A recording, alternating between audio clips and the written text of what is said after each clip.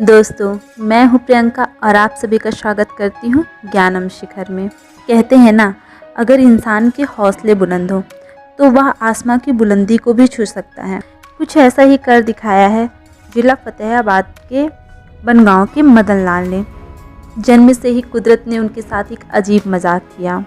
उनका जब जन्म हुआ तो उनके दोनों हाथ नहीं थे, पर हाथ न होने की वजह से जैसे जैसे उनकी उम्र बढ़ती गई वैसे वैसे ही उनकी दिक्कतें भी बढ़ती गईं। पर वो कभी भी किसी भी दिक्कतों से हारे नहीं। वो पढ़ाई करना चाहते थे, वो शिक्षा प्राप्त करना चाहते थे, पर उनकी घर की स्थिति ठीक ना होने के कारण वो शिक्षा नहीं प्राप्त कर पाए।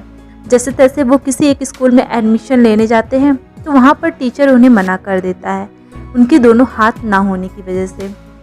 बस उसी दिन वो कुछ नया करने की ठानते हैं कि अब मैं लाइफ में कुछ अलग ज़रूर करूँगा और इन सभी को दिखा दूँगा कि मेरे हाथ नहीं है तो क्या हुआ, मैं बिना हाथों के भी अपने काम सारे खुद कर सकता हूँ। वो कुछ समय बाद सिलाई करने की सोचते हैं और वो फतेहाबाद के एक टेलर के पास जाते हैं और उनसे सिलाई सीखने को बोलते हैं। पहले तो वो उनके दोनों हाथ ना होने के कारण उनसे पूछते हैं कि तुम सिलाई कैसे करोगे, पर वो टेलर को विश्वास दिलाते हैं कि आप मुझे सिखाइए, मैं सिलाई कर लूँगा। टेलर मास्टर उन्हें हाँ कह देते हैं और कहते हैं जैसे यहाँ पर सभी आकर सीखते हैं उसी तरीके से तुम भी आकर यहाँ पर सिलाई सीख सकते हो। मदन लाल रोज़ सुबह 7 बजे उठते और शाम को 5 बजे तक सिलाई सीखते। शाम को 5 बजे घर वापस आते और कुछ समय में ही वो सिलाई सीख गए। न सिर्फ सिलाई ही नहीं सीखता था बल्कि वो अपने रोज़मर्रा के काम भी खुद करता था, जैसे दाढ़ी बनाना, खाना बनाना, पशुओं के लिए चारे देने की व्यवस्था करना, अपने परिवार के सदस्यों के कामों में मदद करना। इतना ही नहीं बल्कि सिलाई से भी संबंधित सारे काम जैसे सुई में धागे डालना और सभी काम मदन लाल खुद करता था।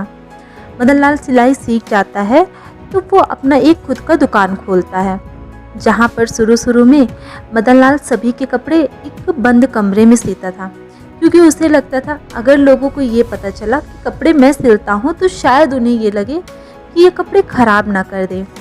पर मदन लाल की मेहनत और विश्वास रंग लाती है। धीरे धीरे उनका विश्वास ही होता है कि लोग उनसे कपड़े सिलवाने आते हैं और वो सभी के सामने उनके कपड़े सीता है। सभी को ये विश्वास हो जाता है कि मदन लाल सिलाई कर सकता है और वो अच्छे कपड़े सीता है। मदन लाल सभी तरह के कपड़े सीता, जैसे पैंट, शर्ट, लड़कियों के कपड़े और बटन ताकने तक के सारे काम खुद करता था। इन्हें बचपन से ही लगन थी कुछ कर गुजरने की और इन्होंने बिना हाथों के अपने पैरों से सिलाई की। इन्होंने अपने पैरों को ही हाथों की जगह दे दी थी। अपने सारे काम ये पैरों से करते थे।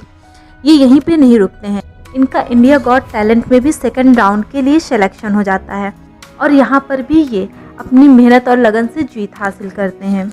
दोस्तों, दूसरों के लिए उदाहरण बने मदन लाल का कहना है कि मन की विकलांगता ना हो तो शारीरिक विकलांगता कोई मायने नहीं रखती। दोस्तों, ये बात सच है। दोस्तों, हमारी लाइफ में भी कई बार ऐसा होता है, हमारे पास जो चीज़ें नहीं होती है, जिन रिसोर्सेज की कमी होती है, हम उनके दुख में होते हैं और सोचते हैं कि हमारे पास तो ये चीज़ों की कमी है, आखिर हम अपनी लाइफ में कैसे क्या करें।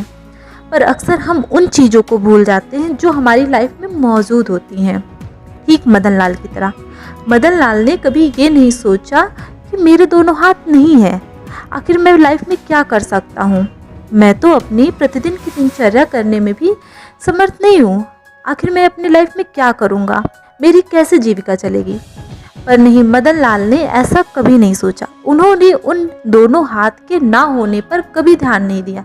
नेगेटिव चीज़ों को ना सोचकर उन्होंने हमेशा अपनी पॉजिटिव चीज़ों पे ध्यान दिया, जो कि उनके पैर थे। उन्होंने अपने पैरों को अपनी हाथों की जगह दे दी और अपने लाइफ में हर वो चीज़ हासिल की जो वो चाहते थे हासिल करना।